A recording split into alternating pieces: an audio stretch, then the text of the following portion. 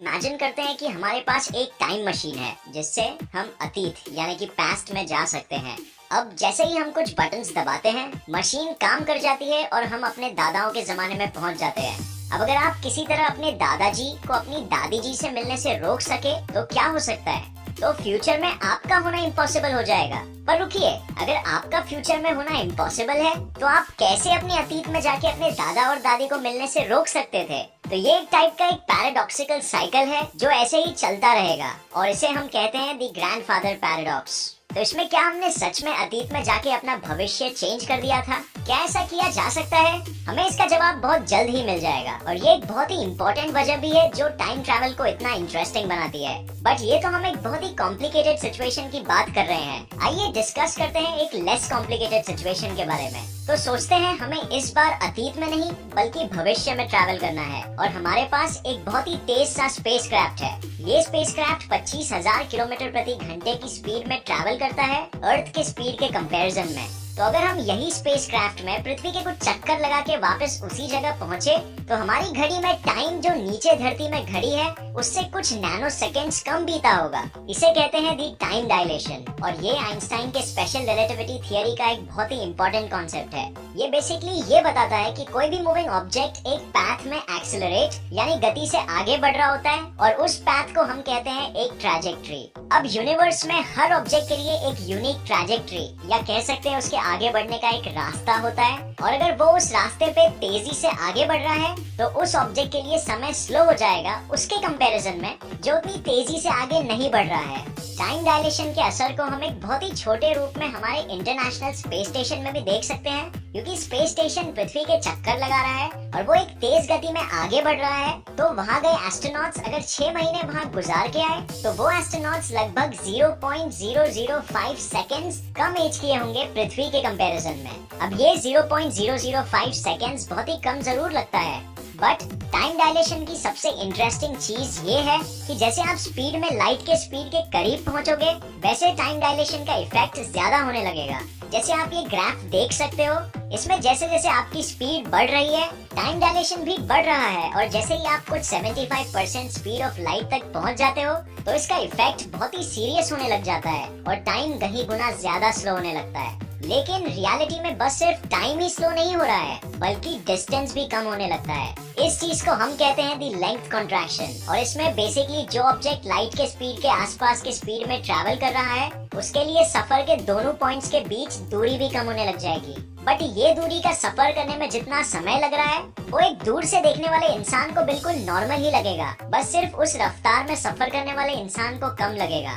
तो ये सब चीजों का समय यात्रा से क्या लेना देना है? तो सोचिए अगर आप लगभग 90% लाइट स्पीड में ट्रैवल कर सके 10 साल तक तो आप जब पृथ्वी में वापस पहुंचोगे तो आपकी उम्र सिर्फ 10 साल बड़ी होगी बट पृथ्वी में लगभग 24 साल गुजर गए होंगे। तो इसका मतलब ये है कि आप एक तरह से 14 साल भविष्य में आ गए हो। दूसरे एग्जाम्पल की तौर पे अगर आपने इंटरस्टेलर मूवी देखी होगी तो उसमें एस्ट्रोनॉट्स एक प्लैनेट में लैंड करते हैं जिसकी ग्रेविटी पृथ्वी से 30% ज्यादा होती है। ये प्लैनेट एक सुपर मैसिव ब्लैक होल को ऑर्बिट कर रहा होता है 55% लाइट के स्पीड में। अब ये ब्लैक होल जिसका नाम होता है गारगेंचुआ का मास 10 करोड़ सन्स के बराबर होता है और वो खुद भी स्पिन हो रहा होता है 99.8% लाइट स्पीड में। अब जब वो एस्ट्रोनॉट्स का क्रू जिन्होंने वहाँ पे लैंड किया और 3 घंटे गुजारे वो वापस स्पेसक्राफ्ट में पहुँचते हैं तो वहाँ पे 24 साल गुजर गए होते हैं और ये कोई साइंस फिक्शन नहीं है बल्कि कैलकुलेशंस एकदम रियल है।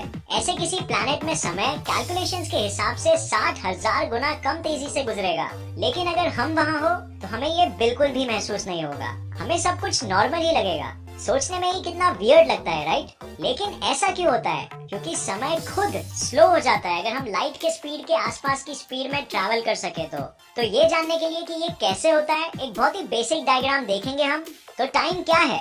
टाइम एक मेजरमेंट है जो बेसिकली किसी भी चीज के मोशन यानी रफ्तार में बदलाव को मेजर करता है। तो उस बदलाव की फ्रीक्वेंसी जितनी ज्यादा होगी उतना फास्ट टाइम गुजरेगा। बट अगर वही फ्रीक्वेंसी कम हो गई तो टाइम बिल्कुल ही स्लो हो जाएगा। तो जैसे आप इस इलस्ट्रेशन में देख सकते हैं कि जब दोनों क्लॉक्स एक स्टेबल पोजीशन में है तो दोनों लाइट के पार्टिकल्स यानी कि फोटॉन्स सेम फ्रीक्वेंसी रख रहे हैं। बट अगर हम एक क्लॉक को एक्सेलरेट कर दे एक बहुत ही तेज रफ्तार में तो आप देख सकते हो कि वही फोटोन के पार्टिकल को एक लंबी और डायगोनल दूरी तय करनी पड़ रही है। और क्योंकि लाइट की स्पीड हमेशा कांस्टेंट यानी कि एक ही रहेगी हर सिचुएशन में, तो उतनी लंबी दूरी तय कर पाने के लिए टाइम को स्लो होना पड़ेगा। जैसे आप देख सकते हो यहाँ इस फोटोन की फ्रीक्वेंसी कम हो गई है क्योंकि उसे वही रफ्तार में ज्यादा दूरी तय करनी पड़ रही है। इसी वजह से समय तेज रफ्तार के वजह से खुद धीमा गुजरने लग जाता है।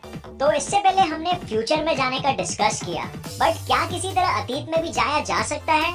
तो कई साइंटिस्ट का मानना है कि इसके लिए एक बहुत ही स्पेसिफिक स्पेस टाइम का स्ट्रक्चर चाहिए होगा जो कि शायद वास्तव में पॉसिबल नहीं भी हो सकता है। इस स्ट्रक्चर को हम कहते हैं CTC यानी क्लोज्ड टाइम लाइक स्ट्रक्चर। और ये कुछ इस तरह कर्व दिखेगा जहाँ आप देख सकते हो कि समय में वापस जाना पॉसिबल हो सकता है, या तो वो एक लूप की तरह होना चाहिए जो एक दूसरे से कनेक्टेड है वर्म होल्स के थ्रू, जिनके बारे में हम आगे डिस्कस करेंगे। तो अतीत में जाने का विज्ञान बहुत ही कॉम्प्लिकेटेड है और कहीं हद तक कल्पना के ऊपर आधारित है, और बहुत से साइंटिस्ट बिलीव करते हैं कि ये शायद पॉसिबल नहीं भी हो पाएगा कॉज़ैलिटी के पॉइंट ऑफ व्यू से। जैसे हमने पहले ग्रैंडफादर पैराडॉक्स का एग्जांपल देखा था, वैसे ही कई पैराडॉक्सेस क्रिएट होने लगेंगे जिससे यूनिवर्स के इंफॉर्मेशन साइकिल में गड़बड़ होनी शुरू हो जाएगी। बट एक तरह से अतीत में जाना शायद पॉसिबल हो सकता है, और ये हम जैसे मूवीज में देखते हैं उससे बिल्कुल अलग है। इसके लिए हमें कुछ स्पेशल टाइप के ट्रांसवर्सेबल वर्म होल्स चाहिए होंगे। अब अगर आप वर्म होल्स के बारे में नहीं जानते हैं तो वर्म होल स्पेस टाइम में एक होल होता है बेसिकली, जो एक पॉइंट ऑफ स्पेस से दूसरे पॉइंट ऑफ स्पेस को कनेक्ट करता है। अगर आपको ये पता नहीं है कि स्पेस टाइम क्या है तो मैं ऊपर एक वीडियो का लिंक दे दूंगा जिसमें मैंने ये एक्सप्लेन किया है। तो आइंस्टाइन की theory of relativity worm holes के स्ट्रक्चर को बिल्कुल अलाउ करती है, लेकिन आज तक हमने इन्हें वास्तव में कभी देखा नहीं है। तो थियरी के हिसाब से वर्म होल्स भी थोड़े डिफरेंट सिचुएशन में होने चाहिए। जैसे ये इलस्ट्रेशन में हम देख सकते हैं, यहाँ वर्म होल्स A और B एक दूसरे से कनेक्टेड है और दोनों में समय साल 2010 चल रहा है। अब वर्म होल B अगर रोशनी की तेजी के करीबी स्पीड से एक्सेलरेट करेगा या तो स्पेस टाइम के ऐसे किसी एरिया में जा सके जहाँ ग्रेविटी बहुत ज्यादा है, जैसे एक ब्लैक होल के आसपास, तो टाइम डायलेशन की वजह से वहाँ समय स्लो गुजरेगा। तो वो जब चक्कर लगा के वापस आ जाए तो वहाँ सिर्फ 4 साल गुजरे होंगे और यहाँ 12 साल गुजर गए होंगे। तो अगर हम इस वर्म होल से एंटर कर सके तो साल 2014 से 2022 में पहुँच जाएंगे, यानी कि 8 साल फ्यूचर में। और अगर इसी तरह हम वर्म होल B से A में चले गए तो हम एक टाइम ट्रैवलर हो जाएंगे और अतीत में चले जाएंगे। बट ये जानना जरूरी है कि हम इस तरह जिस साल से हमने यात्रा शुरू की है उस साल से पीछे अतीत में कभी भी नहीं जा पाएंगे। तो इस तरह से समय यात्रा हो सकता है फिजिक्स के लॉज के हिसाब से। तो फ्रेंड्स, मैं जानता हूँ कि ये जैसा टाइम ट्रैवल हम मूवीज में देखते हैं उससे बिल्कुल अलग है, क्योंकि ये विज्ञान और ब्रह्मांड के सिद्धांतों पे आधारित है और ना कि कल्पना पे। हम शायद हमारे अतीत में कभी नहीं जा पाए पर हम भविष्य में जरूर जा सकते हैं, और ये चीज हमारे लिए आगे बहुत महत्वपूर्ण होगी। तो ये वीडियो देखने का बहुत शुक्रिया। उम्मीद है आपको ये वीडियो पसंद आया और इससे नया कुछ जरूर सीखने मिला। तो फ्रेंड्स, आपकी क्या राय है इस विषय में? क्या आपको लगता है कि हम आगे ऐसी कोई मशीन बना पाएंगे जिससे समय यात्रा संभव हो पाएगा? कमेंट कीजिए नीचे, हम जानना चाहेंगे। अगर आपको ये वीडियो पसंद आया तो इसे लाइक और शेयर करना मत भूलिए, और ऐसे ही साइंस वीडियोस के लिए इस चैनल को सब्सक्राइब करके नोटिफिकेशन बेल ऑन करना मत भूलिए। और मैं आपको नेक्स्ट वीडियो में मिलूंगा ऐसे ही किसी इन्फॉर्मेटिव वीडियो के साथ।